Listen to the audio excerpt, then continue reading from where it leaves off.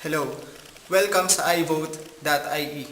Ang website na ito ay ginawa ng Integrating Ireland para magbigay ng impormasyon tungkol sa nalalapit na halalan ngayong ika-5 ng Hunyo taong ito. Ako si Joseph Laugico at ako ay connected sa Waterford Immigration Network.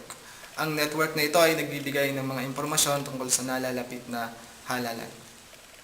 Pero alam mo ba, regardless kung ano ang status natin dito sa Ireland, tayo ay pwedeng bumoto sa local elections. Kinakailangan lang tayo ay at least 18 years old at residente dito sa Ireland. At kung ikaw naman ay EU citizen, pwede kang bumoto sa local at EU elections. Pero bago tayo makaboto, kailangan muna tayong magparehistro. At ang pagpaparehistro ay may deadline.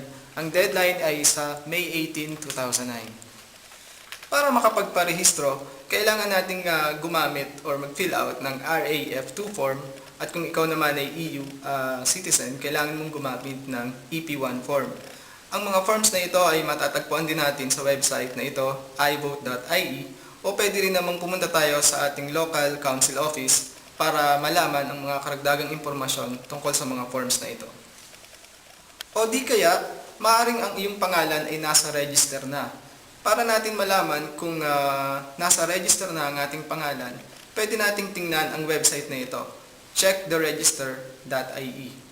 Sa website na to makikita natin ang mga detalye tungkol sa ating pagkakarehistro o kung meron tayong gustong baguhin sa ating detalye, pwede rin nating tingnan ang website na ito at tingnan ang ilang forms na ating pwedeng magamit. Para sa karagdagang impormasyon tungkol sa pagpaparehistro, pagboto at ilan pang mga darating na kaganapan tungkol sa nalalapit na eleksyon, tingnan natin ang link sa website ng iVote.ie. Kaya huwag natin kalimutang magparehistro bago ang deadline na May 18 at tayo ay bumoto sa June 5. Ang botohan ay mangyayari mula alas 7 ng umaga hanggang alas 10 ng gabi.